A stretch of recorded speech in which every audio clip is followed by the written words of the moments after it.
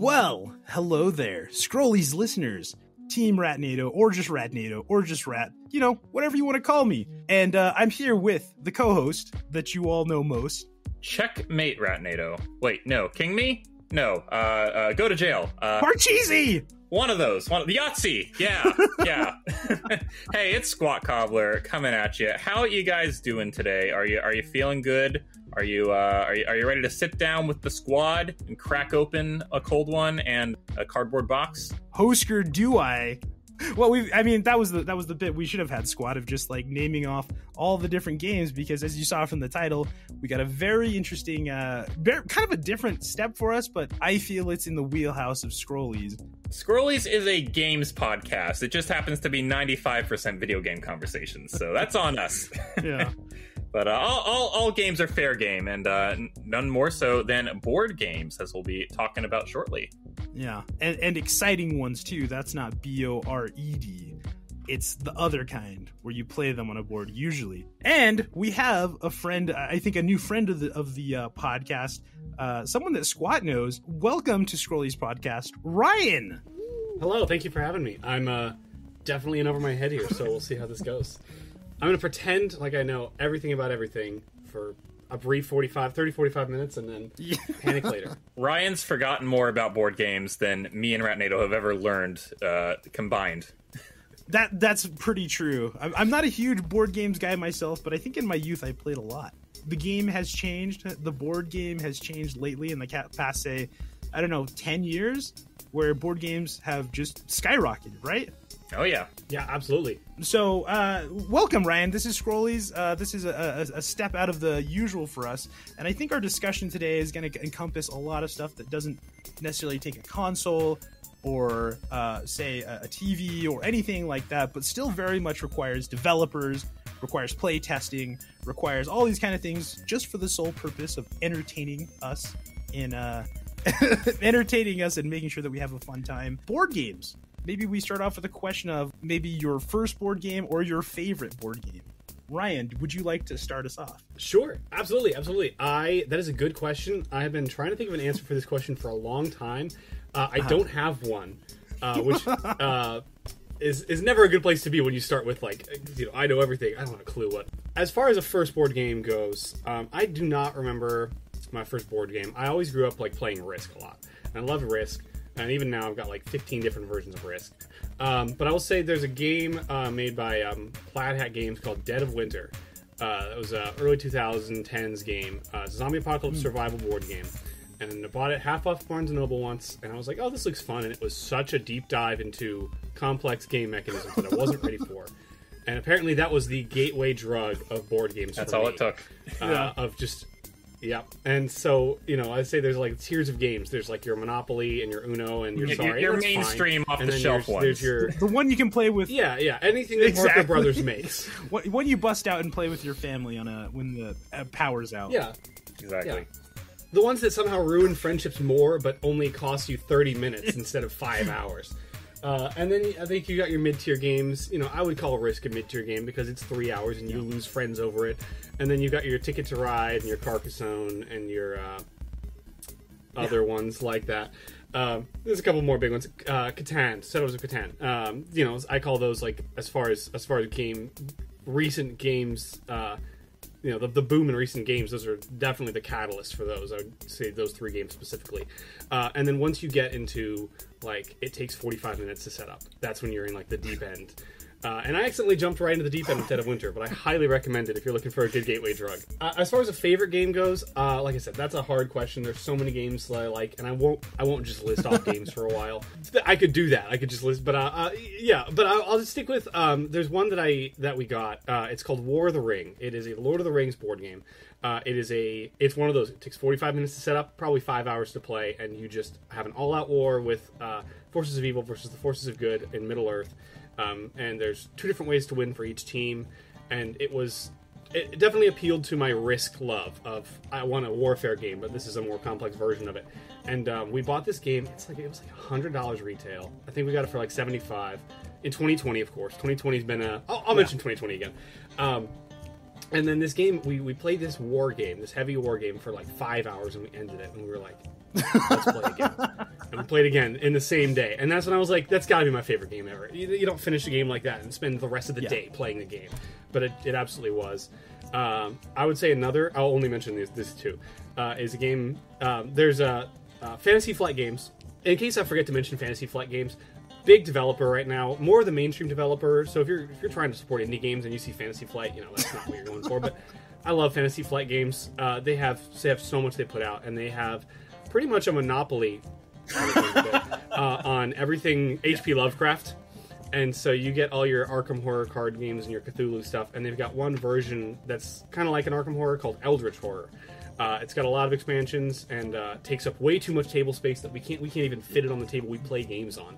But you can sit down and you play for 4 hours, you lose, and you're like, well, let's try a different giant ancient one and see if we can lose worse next time. And it's just so fun to lose. And then when you win, you just get this high of, and I think 2020 again, we played we set it up, and I think we had that up for 3 months before we put out a different game. So there's my top two. I'll get off the pedestal now. You're touching on stuff that I'm kind of familiar with a little bit. I can't say I'm the most decorated board games person, but we're talking about D&D and stuff is kind of in the same realm. So I'm familiar with a lot of these people, and the idea of takes a type of person to be 5 hours down the drain playing this game that we lost at. We got to go again right now. I get that. Absolutely. Well, it's funny that you say D&D too, because another one of the games that we fell in love with before I even was DM and knew anything about D&D, the Adventure System D&D board games. There's 6 standalones, 1 expansion. And then I think the Dungeon Command games are all compatible in some way. Yeah. I only have one of the Dungeon Command ones. They're hard to find now. But we started collecting those because, it sounds fun. It sounds like a light introduction to D&D. And it was perfect. It was, you have your tiles and you've got your adventures, but instead of 15 different things to keep track of, every hit points are reduced down to kind of 6. And so it's easy to keep track of. And that was definitely a catalyst for that type of gameplay for me as well. So D&D, absolutely. There's lots of ways to get into board games there. And that's, I think, a wonderful cross between tabletop and the role-playing experience of it. 100%. Sqat Cobbler, I'm ready for your storied list of best and favorite and first board games.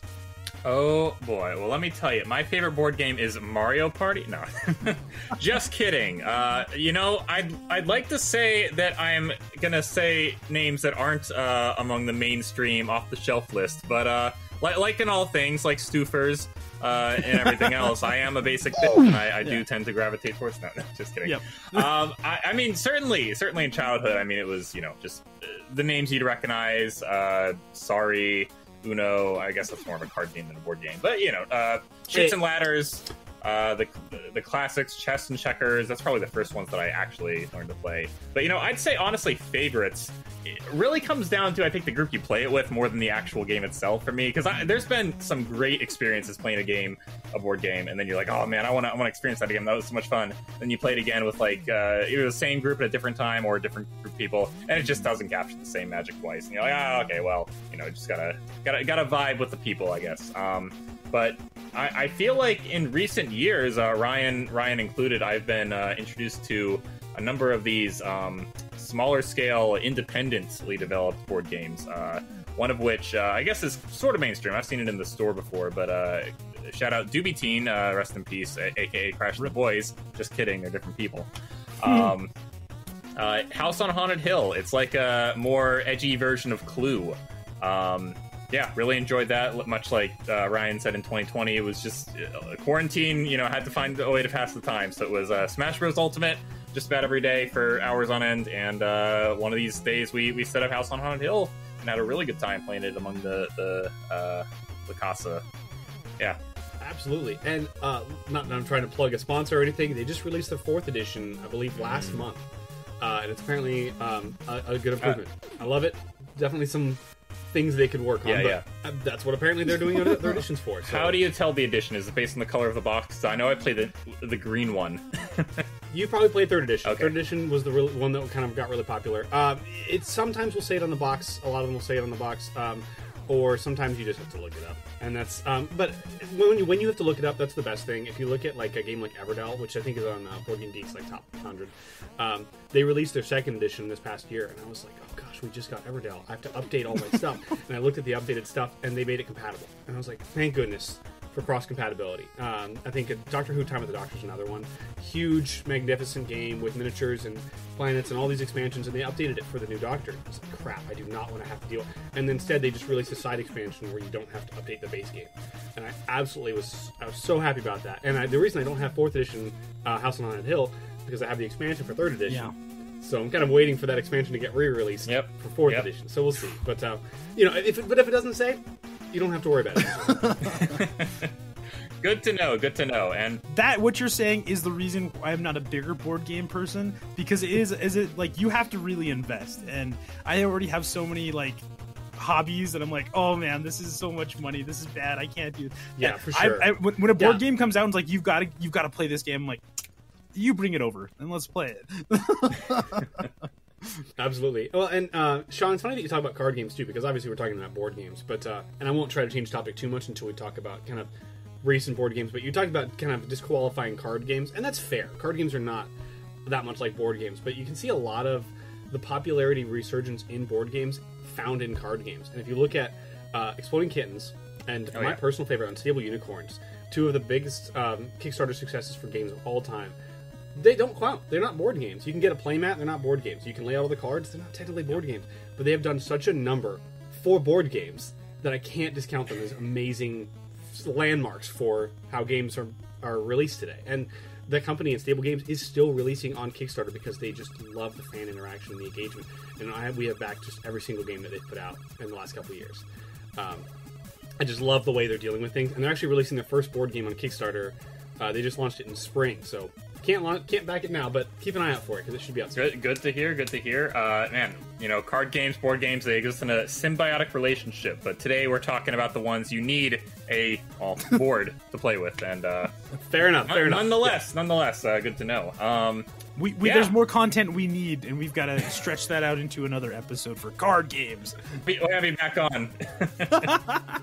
I'll pretend to know everything about card games all of a sudden. Yeah, totally.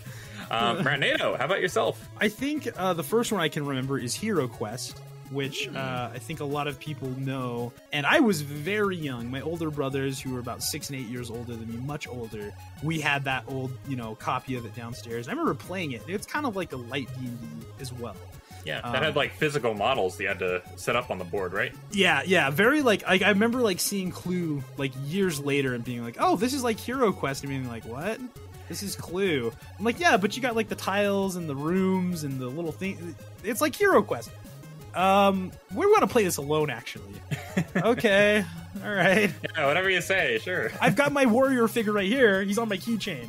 I can play you guys. And I would say that's my favorite, probably, just because I have so much history with it. There's obviously the same like level that you're talking with. I feel like Hero Quest is the level of board game of like normal people don't have that in the board game shelf. Yeah. And then a game that I still haven't played. I love Firefly. The Firefly board game that there's a 3-hour video on YouTube that I have to watch in order to play. No, talk to me for 30 minutes. I'll get you set up and started. I'll give you the abridged version. Yeah. As far as I'm going to call it an open world game because there are goals in Firefly, but as far as like set up and you play however you want is my all-time favorite. Yeah. You've got your like Fallouts and others, but I absolutely love Firefly just because of how much space it takes up and how long it takes. And that sounds so backwards for people who are like, I don't really want to spend that much time or money on a game. That's fair. But I'm just like, if I can sit down and I don't have to stand up for 5 hours, I'm so happy to be in the game. I never win Firefly. I'm happy to go back to it. I think that's that's like one of my biggest nerd flexes is like, yeah, I have the Firefly board game. Do I have to play it? Kind of. I've watched 45 minutes of the video. Yeah, it's tough. It's one of those games too. It's like there's so much to it, but you don't need to know anything. You don't need to know half of it going in, but you don't know which half you don't need to know going in. It's like everything has this tag at the bottom of this card, and you're like, do I need to know what kosherized means when I'm in a fight? No, you don't. But it doesn't tell you what you need and not need to know. So yeah, that's a lot of my experience. I mean, kind of what got me into that space too, though, like really quick, I know we're not talking about card games, and this is a plug for the card game episode down the road, but the Oregon Trail board game and Boss Monster, those are the things that I'm like, hey, I kind of like sitting at a table with other people. And we'll talk more about those some other day. But those, I'm sure those like are kind of in your same wheelhouse, Ryan. You've heard of those before. Absolutely, yeah, both. I haven't played either. You know, I'm like talking about how many games, and I've got plenty of games in my collection. As far as like time commitment goes, sometimes I'd rather set up one of the ones I already have than try a new one. And I admit that is not healthy for trying lots of games, but it's what I do, unfortunately. So it's like Sqat and I both probably have Steam and PlayStation libraries full of untapped games that we've never touched. This winter sale just came and went, and I've probably got another dozen that's just going to sit in the backlog for years. Gosh. I feel that. We went out after Christmas and we went to like a Barnes & Noble, and they had all of the new... I don't know if you guys have heard of the game Unmatched. No. There's this game called Unmatched, and I think it's Mondo Games that actually makes it, but it's released anywhere, and it is just based off of, there's a fighter and a little deck of cards that fighter has and a board, and you just have to beat the other fighter. But they're all based in like mythology or pop culture. That's what I'm looking for. And so you end up having like King Arthur versus the T-Rex from Jurassic Park versus like Daredevil from Marvel versus Bruce Lee. And I picked up the new sets because they were all half off, and I'm like, I've done nothing but play Unmatched since then. And I like those because you can set up and you set up and you're done playing, including setup, in like 45 minutes. Yep, 100%. Well, I mean, that's kind of, it seems like we've all have varying levels of board game knowledge and play with. What kind of got you started? Why what drew you in? What was the first thing? And is this kind of like a new thing that you've gotten into recently? I will say, yeah, it's pretty fresh. Like I said, growing up, it was always Risk. I liked Monopoly and your Sorries and your other generic Uno. Everyone has all of those games. Clue, I've always played Clue, but I had Scooby-Doo Clue, and if you ever have a Clue and you don't like it, get Scooby-Doo Clue. It at least feels like it should be Clue. Yeah. But other than that, all the other experiments of Clue, I don't think they work, but I love Scooby-Doo Clue. But then, like I said, Dead of Winter was a good Catalyst game, and D&D was a good Catalyst game, and those were like, oh, this is kind of interesting stuff. And then 2020. Yeah. And in 2020, I was actually working in a restaurant, and I got to stay on through COVID, which was great for pay and great for being alone, but bored to death. So I started writing a board game. It was loosely based on Dead of Winter. We've very moved away from those rules, but I was like, what if I just did a survival game set in a restaurant? And now we're like less than a year away from launching, and since then it's just been nothing but growing our game collection and trying different things and playing games, and it's yeah, it's not good for free time, but Yeah, no, that's incredible.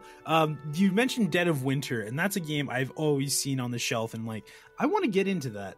Like kind of like a zombie survival, I highly recommend it. There's a couple big zombie games. There's Dead of Winter, and there's one called Zombicide. Yeah. If you don't want to go broke, go with Dead of Winter. If you want to go broke, go with Zombicide. That's fine. Like, I'm nothing against Zombicide. It looks really fun, but they just keep releasing stuff, and I'm just like, it's too much to keep track of. Dead of Winter has its core game, a standalone expansion, and one expansion that combines the two, which means if you have all three, which is, you're probably looking at probably $90 for all three or something, which is a little bit high, but you can play with 11 players. Yeah. And sitting around, and I've done it a couple times, sitting around with 11 players with 2 different colonies trying to all survive the zombie apocalypse is absolutely nuts, and some of the best gameplay I've ever had in a group setting. Really tells you a lot about a person, how they react in an apocalyptic setting. So absolutely. My favorite part about playing with 11 players is that if you do that, one player plays by themselves against the other 10, and it is so fun to watch them not care about anything else happening. Yeah. So if you have that antisocial person in the group, they'll really get a good kick out of playing the lone survivor in Dead of Winter. That sounds really cool. I've seen that makes me think of a mechanic. I used to have one of the team members on a team I managed way back when. He was also super into board games, and I remember there was like something. I think it's kind of like that where the board game happens, but it's like how many cards can you play, how many things can you do? Where it almost like had like a StarCraft feel to it when he was explaining to me, very RTS. It's not, well, I'm going to take my turn, and then you take your turn, and then we go around the table. It's like, no, you draw cards, and we just go until something happens and then stop. And so it's crazy to me how not that board games are trying to mimic video games, but they've taken some of the like mechanics and ideas and they've brought them to a table and I do, like, as we're talking about this, I'm getting hyped about board games. No, and you're totally right. You're totally right. Not a bad thing. You know, I really love the elements that board games take from video games, and I think it's interesting to look at some of the games I've looked at that I haven't enjoyed that much are board games that are directly based on video games that don't seem to work as well. And it's interesting to look at, like, I mean, this is an older video game, but Joust. We got the board game Joust, and I was like, ooh, this will be fun to see how a board game does three-dimensional elements. And it doesn't really do it well at all. But if you look at, like, a lot of elements, like your I mean, essentially your, like, MMORPGs or anything that's, like you said, StarCraft related. And I have StarCraft Risk, and I don't think that's a good StarCraft. I don't think it does the game justice. But if you look at, like, Twilight Imperium, that really does StarCraft justice. And that's, you know, on Board Game Geek's top 100 somewhere. Or, you know, talked about D&D. This is absolutely a plug. If you want a game that you can drop from a one-story building and kill someone with, Gloomhaven, which you guys might have heard of, but probably haven't bought because the box is maybe... Oh, you guys can't see. It's audio. It's a huge box. It's a really huge box. And we finally got it on, like, a Black Friday sale, and it was only $100 on sale. Wow. Wow, what a deal. But it is... I don't want to know right? the real price tag. Jeez. Oh, no, you don't. No, you don't. But here's the thing about this game too. If you love, like, you know, your D&D style games, and you don't want to feel like you're playing D&D, these guys have a world that they've created, like, from scratch, entirely on their own. It takes, like, months to play through the campaign, so you don't feel like you spent $100. And if you're looking for quality over quantity, well, if you're looking for both, so I keep mentioning Board Game Geek, by the way. Board Game Geek's like the go-to for pretty much games. It's currently ranked as number 1 on their website, so that's why I'm like, Gloomhaven's a good one if you really want to just get just the top-notch deep dive game and never recover. But my point is, they definitely take that element of, like, how do you incorporate video game to the kind of to play of video games, and instead of, I mean, it's still turn-based, but instead of kind of like, okay, how do we get rid of rolling dice? And that game just decided to say, let's not roll dice. You have actions on cards, but you have to choose between them, and you have to figure out what to play and what not to play and how to do things. And it kind of reflects, like, what you can do on your turn, pretending that it didn't have turns, what you can do and what you can't do in combat in a kind of RPG style game. So I think takes a lot of getting used to, but it's a wonderful mechanic that they've done. Interesting. Sometimes board games will even beat video games to the punch. Now, Ryan, I don't know if you recall this, but I did have a very intense session playing the Thing game based on John Carpenter's movie. And it was kind of a proto Among Us experience, because I don't think I've ever been so felt so helpless in trying to convince people that I was not an alien murdering monster. Absolutely. And everyone thinking that I was, because I was acting pretty sus. Yeah, absolutely. Usually one of my favorite game experiences ever is playing the Thing with people who've never played it. You played it at my wedding, right? Probably, yeah. Yeah, I think we played it then too. Yeah, I love that game so much. What I love about the Thing is the idea of taking all the players and making everybody suspicious of each other, and it does have a turn as far as who's leading the group, but everybody plays at the same time, and everybody makes accusations, and everyone's yelling across the table while you're dealing with dice mechanics, and then the end of the game descends into this complete bit of anarchy where everyone's just voting, and it totally forgets it's a board game for 1 second as everyone's yelling across the table to see who's the Thing and who's not the Thing. And if you want like an hour version of Among Us, I highly recommend the Thing. If you like the Thing but you wish it were shorter, there's a game called The Resistance that is the exact same mechanics without the big board or the price tag that I really enjoyed as well. I personally don't love it as much because, like I said, I like to sit down and spend $60 and 3 hours playing it. But if you want to sit down for 30 minutes and have a $10 price tag, Resistance is a great game there. There's the first, yeah, exactly. You can upgrade eventually to the Thing, which Sqat Cobbler knows is in my top 5 favorite movies of all time. As it should be. It's pretty good. I think it's like my number 7 or something. Yeah. Oh man, incredible! It's my number 1 favorite movie that takes place in Antarctica. I know. Wow, that's beats out the swath of others. A prestigious list. We might move on. Before we do that, I just want to are we all gonna make a pact right now to go to Gen Con? Right, the next Gen Con. Are we all going? Yeah, sure. Yeah, tell me where. Is that before or after RatCon? We're genuinely hoping to have a game to showcase at Gen Con. Really? But I'm not 100% sure. Wow. Save it for the plug. He's got. Yeah. Oh wait. Yeah. We want to make sure that right there so that people can go and check it right out right then. But I will say too, as far as conventions go, there are so many game conventions at so many places, especially if you live East Coast or in Tennessee, apparently. That if you think you're like, oh man, I really want to go to Gen Con, but I don't have money. Look at little board game conventions near you. I bet there's one in a 3-hour drive. Oh yeah, No for doubt, sure. no doubt. You mentioned something about like video games. I feel like that was kind of a trend there for like 2017 to, I guess, 2020 to me. Like the Bloodborne video game was like, I remember that came up. And I kind of wish I had got it, and I didn't. I'm sure you could still pick it up somewhere nowadays, but it's kind of crazy that everything is just like, you could do that. I have a few friends who have like, I'd like to make a board game. I don't know how, like they haven't jumped super deep into it, but it's popping. Yeah.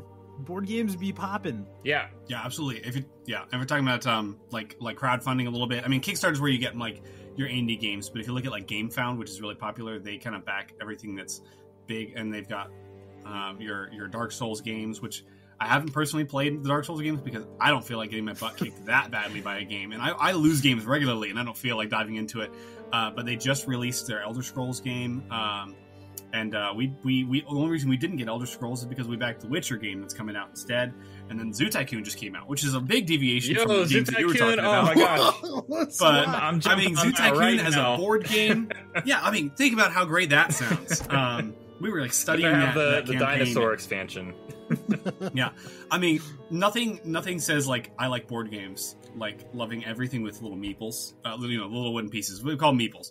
And Zoo Tycoon was like, how many animal meeples are there? 60? I want. Yeah. Let's go. That's the best news I've heard this entire podcast. I just got to say it. Yeah, Ryan. I mean, we're talking a little bit about it. How do you think the landscape is changing right now with just crowdfunding and with viral marketing? Because I mean, for myself, I feel like I watched a lot of Nickelodeon, Cartoon Network, Disney Channel growing up, and I feel like just that's where you saw so many board games, but they were like, kind of the popular, like mainstream ones and like toys, basically. Now there's just such a current of internet buzz around all these small projects that can just blow up huge. I mean, more of a card game than a board game. In fact, it's only a card game. Cards Against Humanity.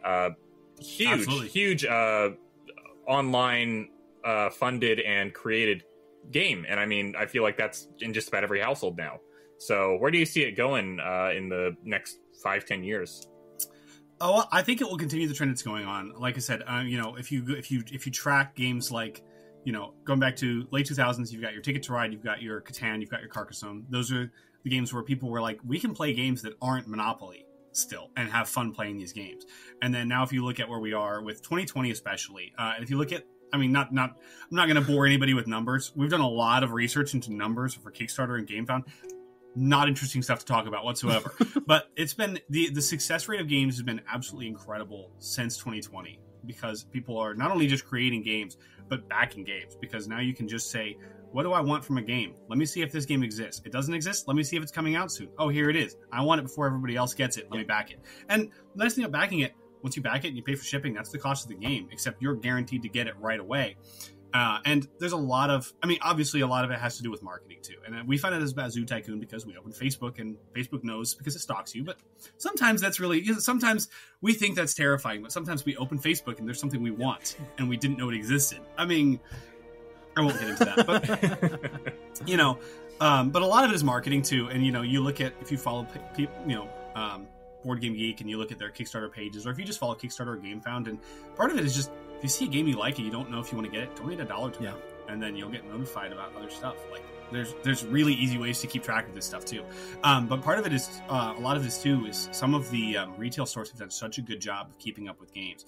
And I mentioned Barnes & Noble a lot, and Barnes & Noble hikes their retail up to the maximum price, and that is a little annoying sometimes. But you can also walk into Barnes & Noble and find Wingspan, and you can't walk into Walmart and find Wingspan.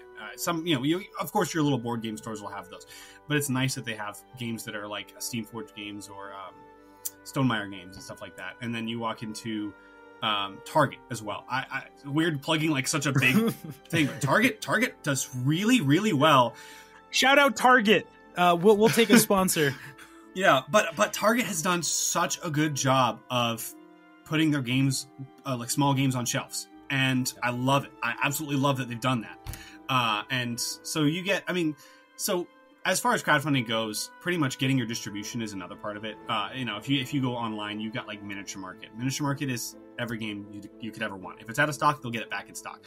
There's two little stores somewhere in Missouri, but somehow they have like every game ever on their website because they do such a good job reaching out to people. Because, and I get it. You put a game on Kickstarter and people back it, and your game is really successful, and then you don't get rich, so you can't put it at Target. Mm-hmm. That happens a lot, and that's a bummer too. But that's just the way it is. You have to, you shouldn't expect an unstable unicorn's amount of success for every single game. Games take a while to get big, and I was just talking about Elder Scrolls, big game, huge launch. It's on Miniature Market now.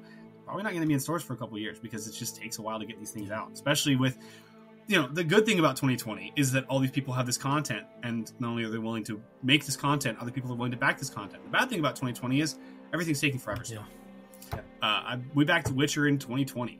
Don't have it yet. I'm patient. I'm very excited. It's if I'm not mistaken, that's one of the biggest launches for a board game on Kickstarter to date. Yeah. I think I have the facts to back that somewhere, but I'm not going to look them up. So yell at these guys in the comments. Yeah, exactly. So I think the way it's going is absolutely going to be a lot of crowdfunding. And I mentioned this earlier, but I adore the way Unstable Games is continuing to release their stuff on Kickstarter because they're really engaging with their audiences, and they have the newest game they have a thing where if you've backed other games, you get extra stuff for this game. And that sounds like they're gimmicky, but it's actually really rewarding for people who have been following that company for a while. And they want the game, and they've liked everything they've put out, and their brand is really great. And so while they seem like a really big top developer, and unfortunately that's part of the way some of this is going, is you get big companies who are like, we're going to put our stuff out there, charge people way too much, and it's not going to be that good.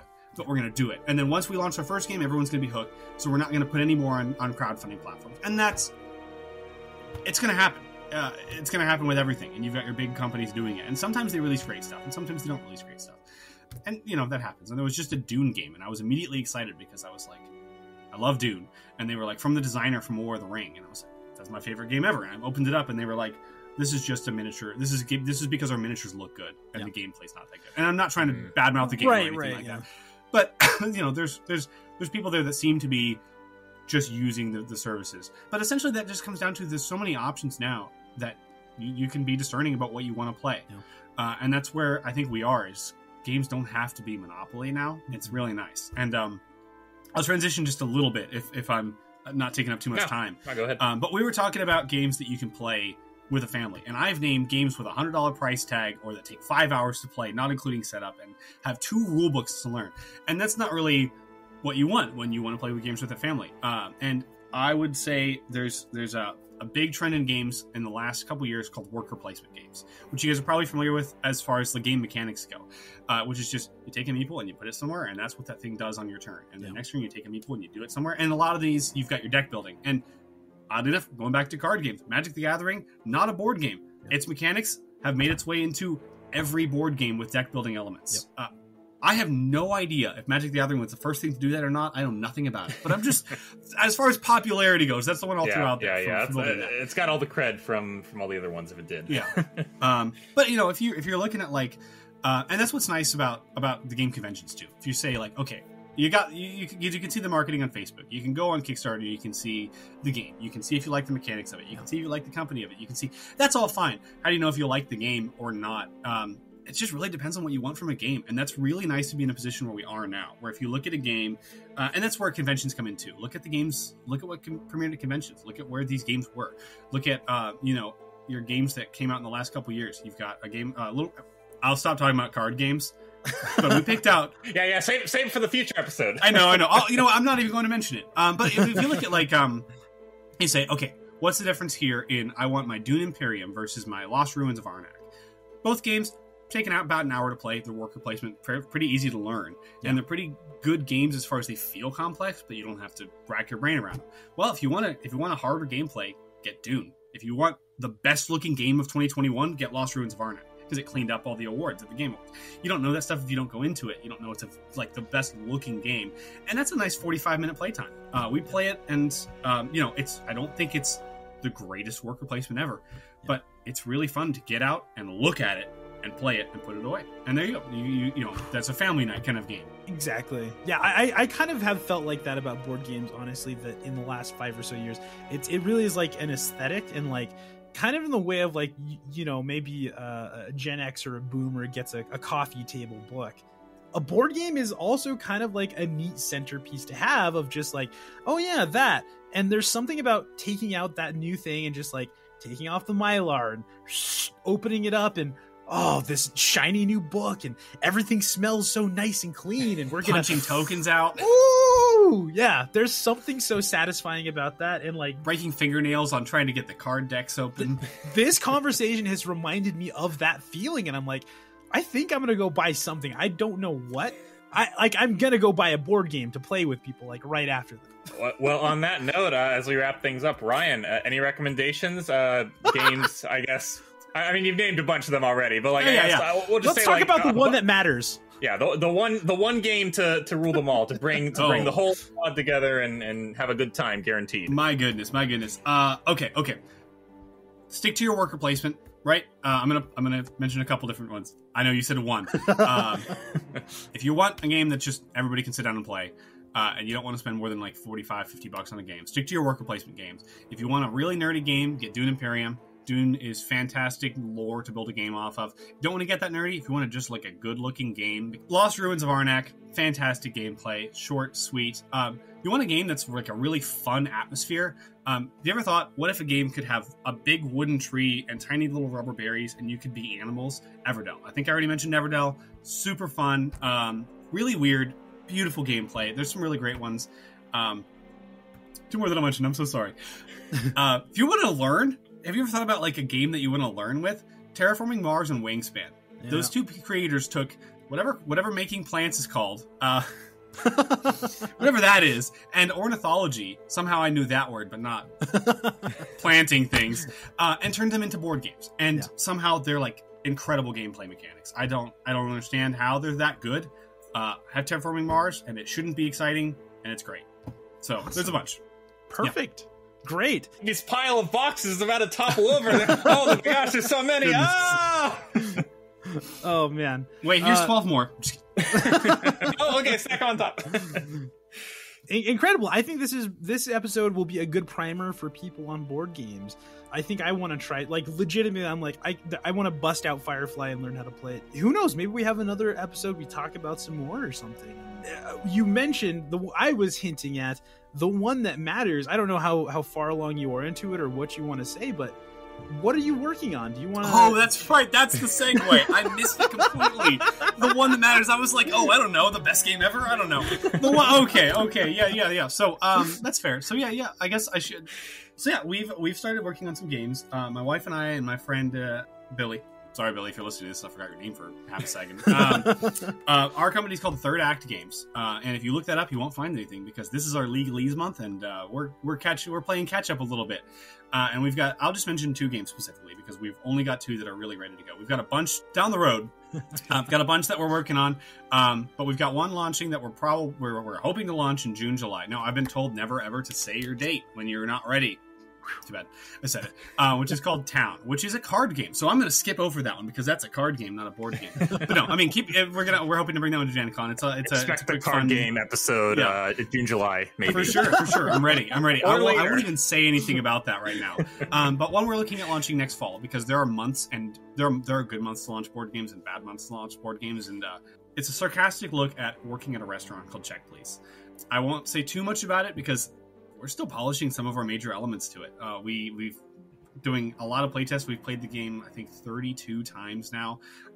Works great, but it is a very stressful semi-worker placement game where you are seating guests and taking orders and dropping off food and trying to catch up at all times while worrying about guests leaving the restaurant or yourself just quitting the game entirely. Oh, wow. Meant to be a very annoyingly stressful experience for those who have worked in a restaurant, but one of those games that'll beat you down and you want to say, yeah, I want to play that again. I think I can win this time.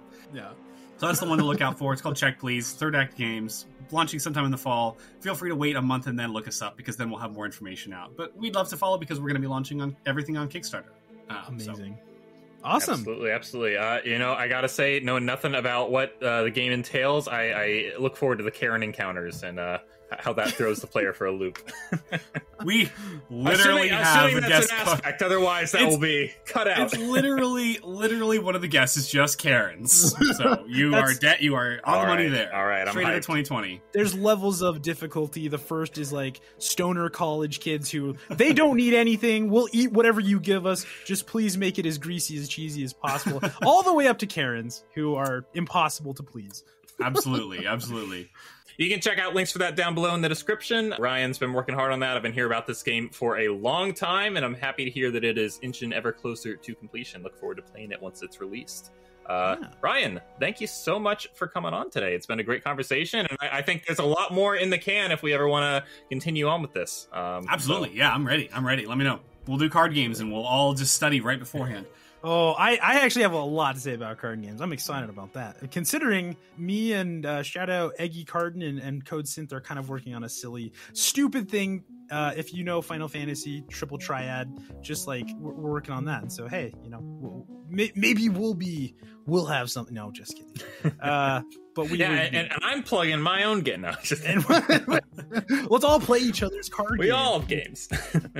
No, thank you so much. Wish you the best of luck on that, and I'm excited to legitimately, like I said, that feeling of just opening up a new game is so much fun, and it would be cool to be like, yeah, we know, I know who made this, and we can play it. So we appreciate it, and hey, Scrollies listeners, what's up?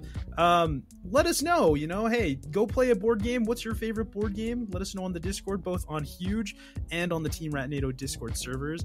I am trying to stream. I am trying to get fiber working, and I might also be moving soon. So streams will be back on a schedule, and we're going to be starting doing a movie or a TV show. I'm not sure what we're going to be going through on the Discord as well. So look out for that. I am here, of course, with... Heyo, it's Sqat Cobbler, and I got content up on YouTube. My life is crazy busy right now, but you can expect a little bit of stability there. Tuesdays and Thursdays, more Mario and Rabbids playthroughs going up. And hopefully going to steady out soon. You can expect a little more content. All right. Well, thanks again, Ryan. And all right, Scrollies listeners, we'll see you next week. Bye. See ya. Goodbye, everyone. Indiana Jones physically on a board game. There goes my mic. That's going to sound great if you need this audio, and I'm just going to leave it in just for you.